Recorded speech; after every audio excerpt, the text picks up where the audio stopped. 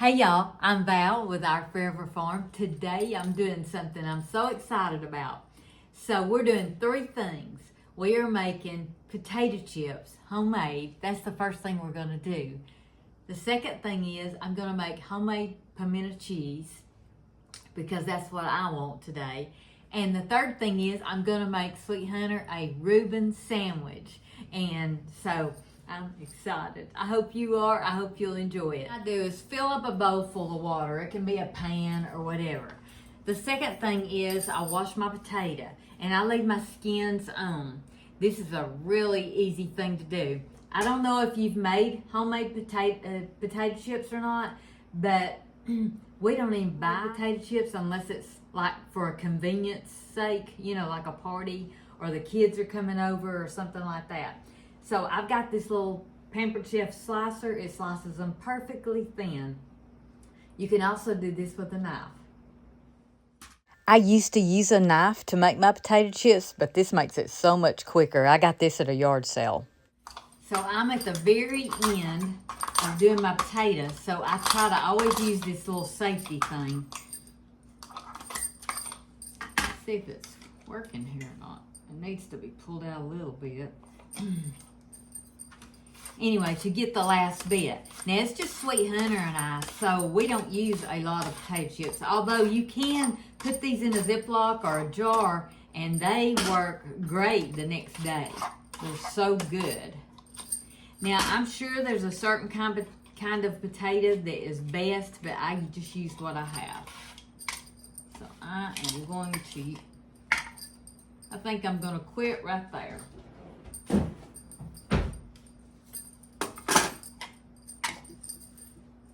Anyway, that is a lot of potato chips for us. So, and that was just one big, I think it's Idaho potato. Now, like I say, there's probably a potato that's better than this to make because they probably have a less starch content. And that's why I'm putting them in cold water. And this takes a few minutes to do. And I'll be honest, I have made them and not did this step right here. But I want to show you the right way. So we're going to put them all in cold water. Let them sit for about 5 minutes. Just off to the side. What that does is it gets some of that starch in the water. We'll rinse it several times and then we're going to dry our potatoes. What I want to do is I want to show you how I make my homemade pimento cheese. You can make it any way you want. You can add onion salt. You can add garlic salt. I actually think I'm going to add a little garlic salt to it.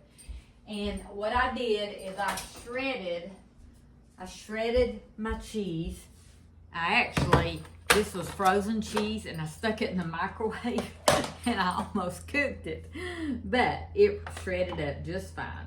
And I'm going to put maybe about half of this in there because I want to save the rest for something. I am out of mayonnaise today. This is sharp cheddar cheese, extra sharp cheddar cheese. That's Sweet Hunter's favorite. I've got mayonnaise, I've got pimentos, and I've got garlic salt. So you can add pepper, you can add the regular salt, you can do whatever you want. I don't want to make mayonnaise today and I'm out of mayonnaise. We're doing a pantry challenge. We're using what we have. So I'm going to go ahead and add, you know what, I may take out a little bit of this cheese just to make sure that we have enough. So that's just a small amount. I'm the only one in this household that likes pimento cheese sandwiches. And this is all the mayonnaise I have. And I don't want to make mayonnaise today. We've been out and about doing some things we had to do. And I just want a quick little meal. So this is just diced pimentos. I think I did a pimento cheese video a long time ago. We were on vacation. I'm adding about a spoonful of these. Maybe a little bit more. And I'm not draining them. Yeah, maybe a little bit more. And I sent my son-in-law to get pimentos. He came back with a huge jar of big old pimentos. And, of course, I made pimento cheese with it. I just chopped them up, and you can do that. But having these diced already is really good. So if I see that I've got too much mayonnaise in there, I'll add more cheese. But it's only for me. Sweet Hunter doesn't like it. I'm gonna actually grill my sandwich, and I think I can add a little more cheese to that.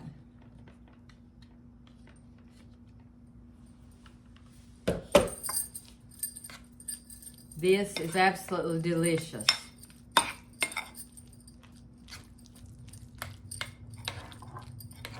And then I'm going to add some garlic salt, and I'm just going to pour it in, guess at it, and then I'll taste it to see what I think. I like pepper in mine, so I'm also going to add pepper. And if it needs more salt, I'm going to probably add the pink salt. I love the pink salt. So I got a spoon, another spoon, and I'm just gonna taste this real quick and see what it tastes like. That's pretty good. I think I'm gonna add just a little bit of pink salt and stir it up.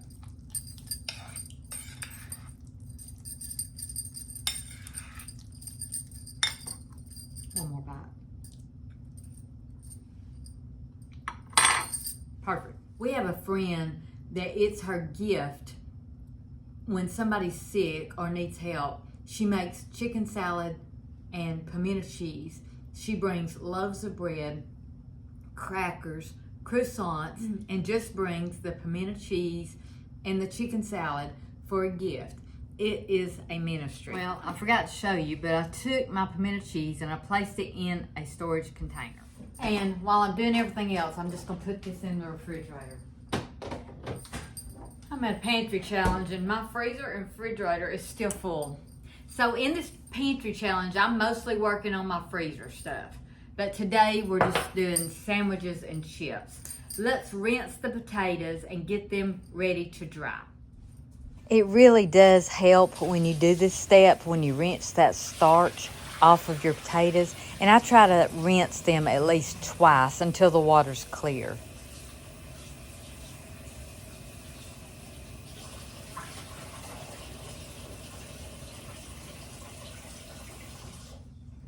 Again, I have been known not to do that step right there. So I'm gonna pour these on the towel, spread these out on a clean towel.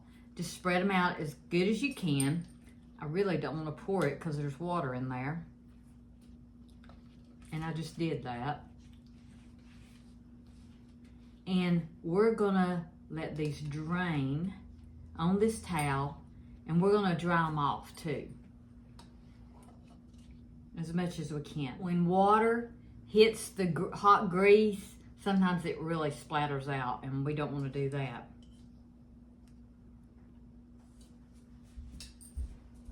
What I'm doing is, let me move that. I'm going to, that doesn't look like a whole lot, but it is. It will be. I'm going to put this over these potatoes and just kind of move them around and pat them dry. Again, you don't have to do this step if you're in a hurry. Many nights, late nights, Sweet Hunter said, have we got any chips? And I said, no, but I can go make some. And he loves my potato chips. So I'm just going to put these out. And just let those towels, the bottom and the top, soak that water up and leave those right here.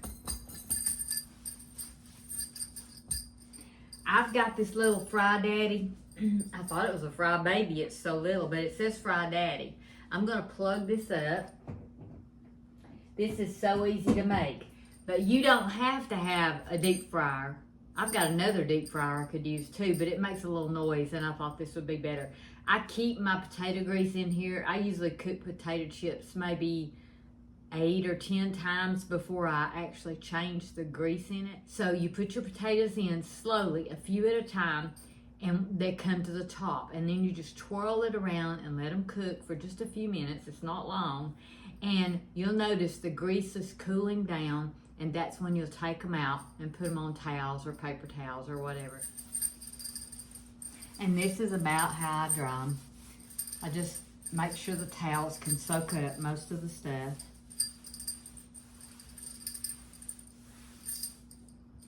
And then I remove the towels. This is getting hot. I can feel it from here. I do not season my potatoes until they're done. So what I'm gonna do is I'm gonna roll these up in the towel. Kind of go over them again since they turned around and they might be some wet, some water. And I'm gonna change this towel out.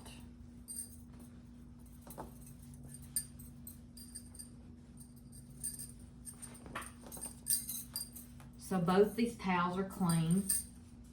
I'm actually going to use some paper towels.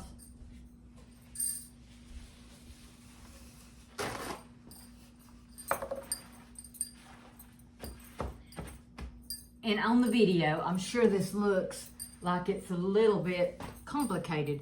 I promise you it's not. You're going to love them.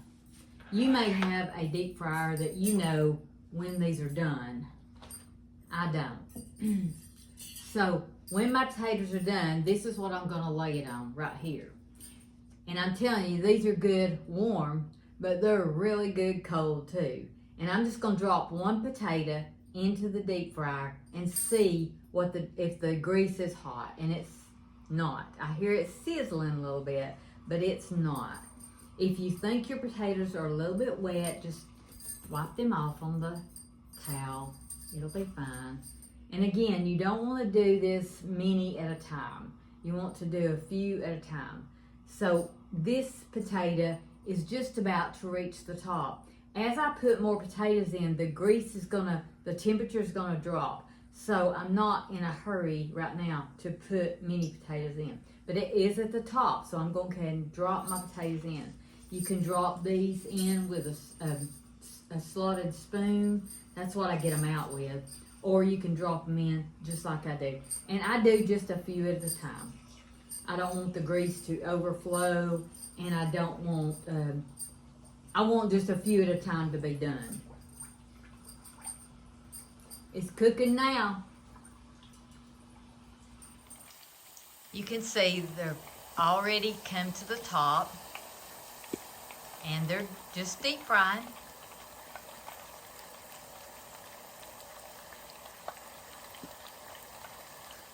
Again, these will be the best potatoes you've ever eaten, I'm telling you.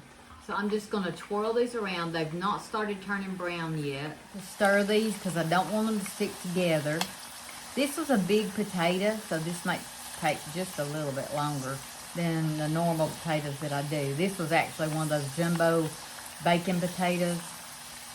They're so good. But if you do this, just toss them around with your slotted spoon. It will keep them from sticking together, and it also will fold them up like chips. That helps. They will do that naturally anyway as they cook. So here you can see these are turning brown, and they're just about done. They floated to the top, the temperature has cooled down, and I'm about to take them out.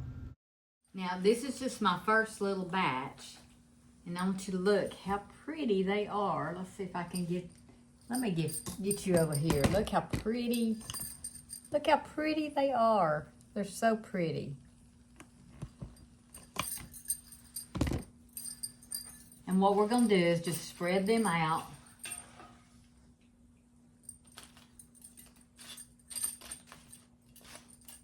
On the paper towel. Now, my grease is heating up again. So I'm going to do the same thing again. I'm not going to take y'all through every step because this takes just a few minutes, because I do it slowly, I do it carefully, and I want to make sure they're good and done. So I think that's about enough. But I do want to show you how I season these. You can season these with anything you like. We like the pink salt, and I like a little pepper. So these are cooking. I want you to hear, if you can, how crunchy these are. They're so good. You hear them? They're so good. So these are cooking. I'm going to finish these. I'll bring you back when I got them all ready. So to me, this is like learning a new skill. A lot of people don't think you know, make your potato chips. They just think, go to the store. That's the way I used to be. And this is a lot of fun, and they are delicious. We are on our last little batch, and I want to tell you that you don't have to do this right when you cook them. You can do this a day before.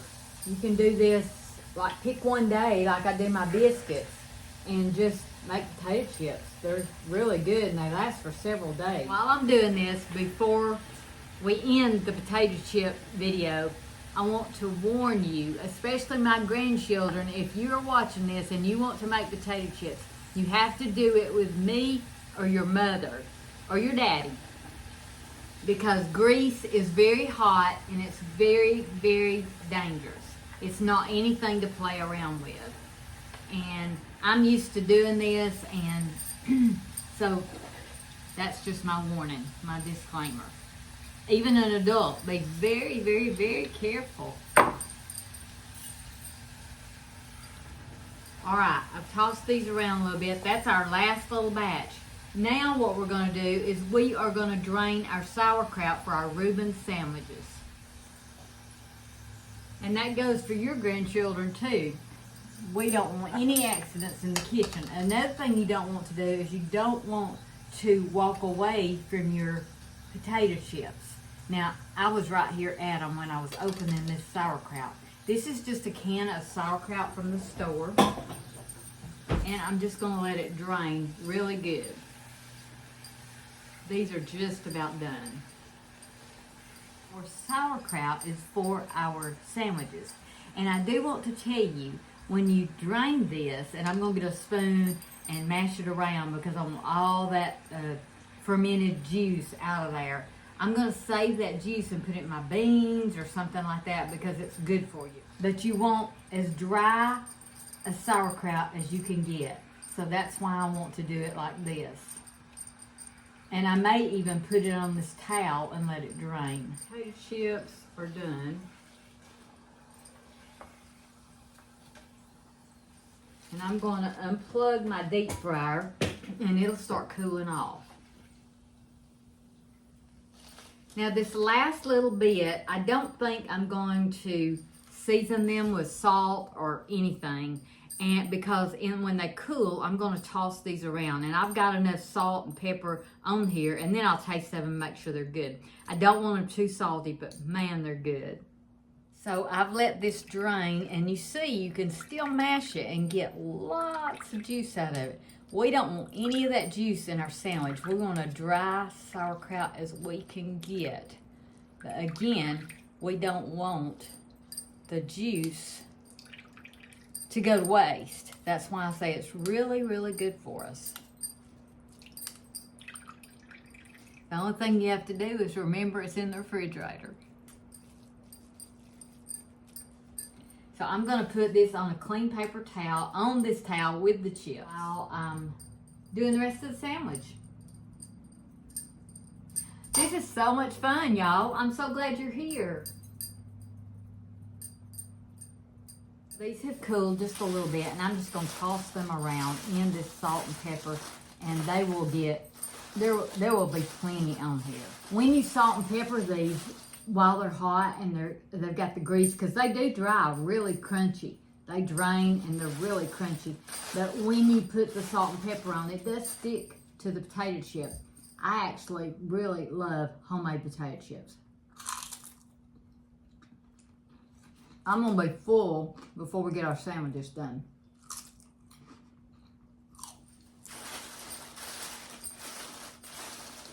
These have drained enough, they're cool enough to go ahead and put them in a bowl. I want you to see how pretty they are. Look at that. Isn't that pretty? And that's one potato, y'all. One potato. Aren't these beautiful? Move my deep fryer over here to cool, and I'm plugging up my griddle. You do not have to have a griddle. This is just it's really nice to have, but you do not have to have one. You can use a pan. Now the recipe that I'm going to put in the description box, you can interchange anything that you want to. Now I'm not a big meat eater, so this is not for me. I do like sauerkraut. So I'm using seedless rye bread. You can use whatever kind of bread you want, but this is the typical bread that most Reuben sandwiches, that most people use for Reuben sandwiches. So I heard a story, I don't know if it's true or not, but I heard a story that how this was discovered was a man was in a hotel and he ordered, before it was known as a Reuben sandwich, he ordered rye bread, corned beef, Thousand Island, I don't know if they had Thousand Island back there, it was in the 1800s, and Swiss cheese and sauerkraut. And he made a sandwich out of it, and he ordered it every day for a long time. And I don't know if that's true or not, but I have heard that several times. I even read a story about two men, and both men, it was some story like that. Well, one in particular was that he stayed in the hotel for quite a while and ordered this every day, and evidently it caught on, and his name, I think his last name was Reuben, so they named it Reuben Sandwich. So we're going to start out by spreading Thousand Island dressing on the sandwiches. You can make your own, that's fine, but today we're using a bottled Thousand Island dressing. The original recipe calls for 4 sandwiches. We're just doing 2 today, but it will be in the description box. Next, we'll be placing 1 slice of Swiss cheese on each sandwich. Next, we're going to add corned beef, and I just got this from the deli at Walmart. It's very expensive, I will warn you. And the way I place it on the sandwich is I kind of fold it up and make it tall. It just makes for a good presentation. Our Thousand Island on 1 slice of our rye bread. We've got a slice of Swiss cheese, and we've got, on Sweet Hunters, we've got 2 pieces of the corned beef. And next is our sauerkraut. Remember, we drained it and then we put it on a paper towel. We got it as dry as we could. We're putting a little bit on both sandwiches, and then we're going to place another slice of Swiss cheese. And then we put our lids on it, as my kids used to say.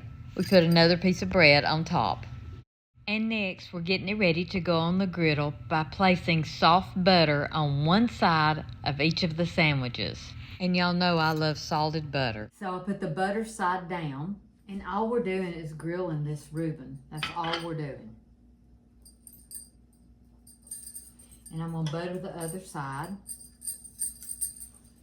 You don't hear this sizzling, but I'm gonna turn it over and see what it's doing. Oh yeah, that's beautiful. That is beautiful. So let's go ahead and put Sweet Hunters down. Mash it down, and I hear it sizzling, so it did get hot enough. And we're just gonna butter his bread just a little bit. This is gonna be delicious.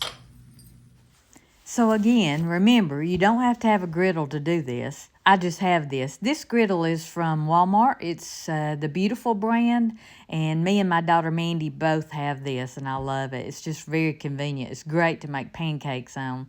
If you ever need a griddle, I highly recommend it. But we're just grilling these sandwiches. I'm going to cut mine. You can hear that crunchy bread.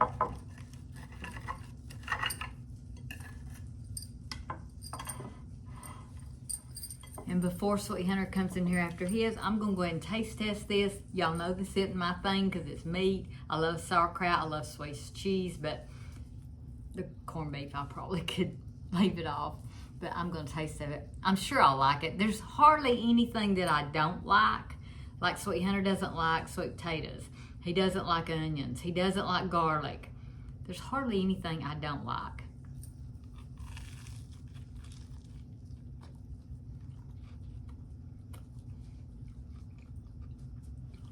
That is a very good sandwich.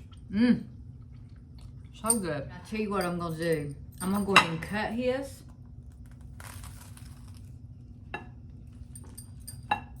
Ooh, it's hot.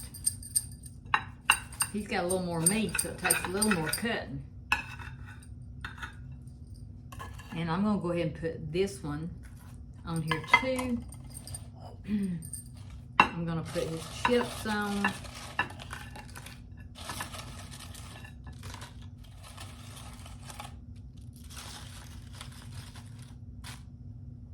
So here we go. Reuben sandwiches and homemade chips. It looks delicious to me. And this is actually really good. I'll eat this whole half. I am gonna taste my pimento cheese before I let you go. My friend that I was telling you about that brings the pimento cheese and the chicken salad, she always brings her crackers too, and it's just so good.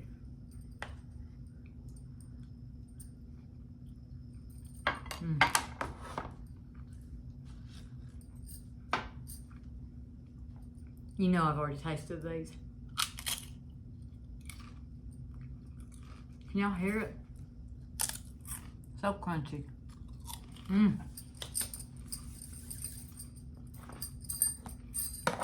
Add a Coke to this. You got a meal. Thank y'all for watching. We made a Reuben sandwich, we made homemade chips, and we made homemade pimento cheese. My goodness gracious. Y'all go cook something.